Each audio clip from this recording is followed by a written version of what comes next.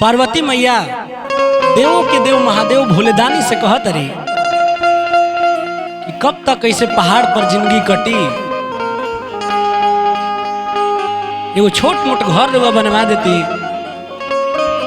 कैसे कहत रही, कौन भाव में कहत रही? बीते पत्थर पर जिंदगी, बीते पत्थर पर जिंदगी, नया राम लगता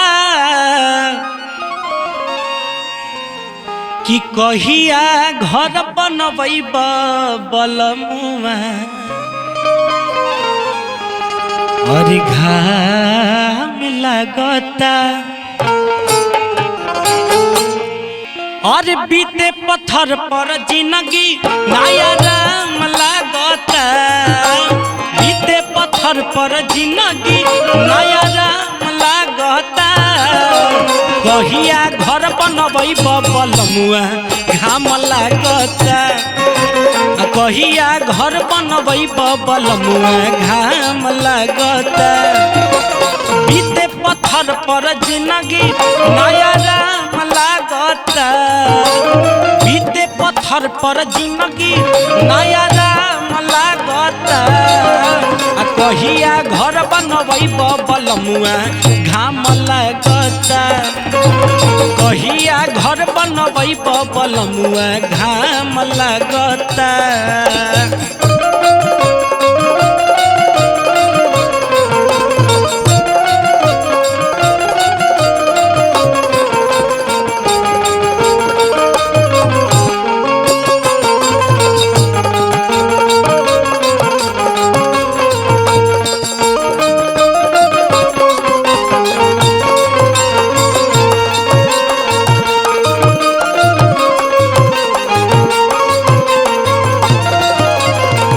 गतरे गतर चुए टूट ही पलानी,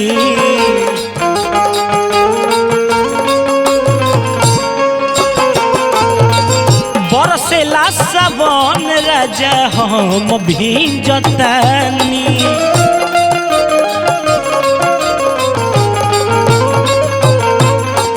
नशा में भांग धतुर के रोज काम लागता।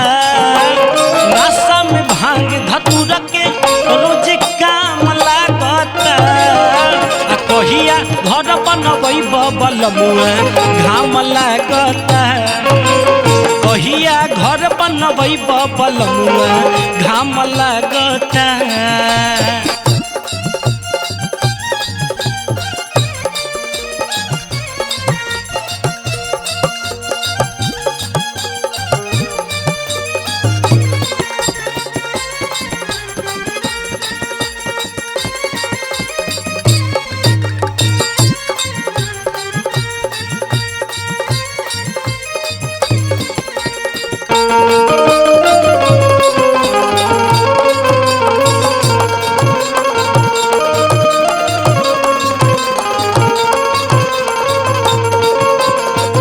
सोनावा के लंका दान कोई दिहनी रावण के।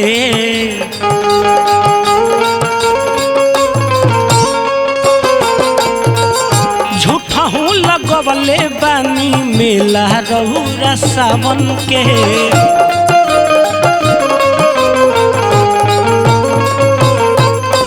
सेवा में रहुआ ढेरे तब झाम लागता।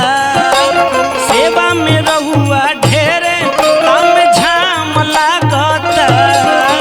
कहिया घर बनबैब बलमुआ, घाम लागता। कहिया घर बनबैब बलमुआ, घाम लागता। बीते पत्थर पर जिंदगी, नया राम लागता। बीते पत्थर पर जिंदगी, नया राम लागता। कहिया घर बनबैब बलमुआ, घाम लागता। कहिया घर बनबैब बलमुआ, घाम लागता। कहिया घर बनबैब बलमुआ, घाम कहिया घर बनबै बबल मुआ घाम लागता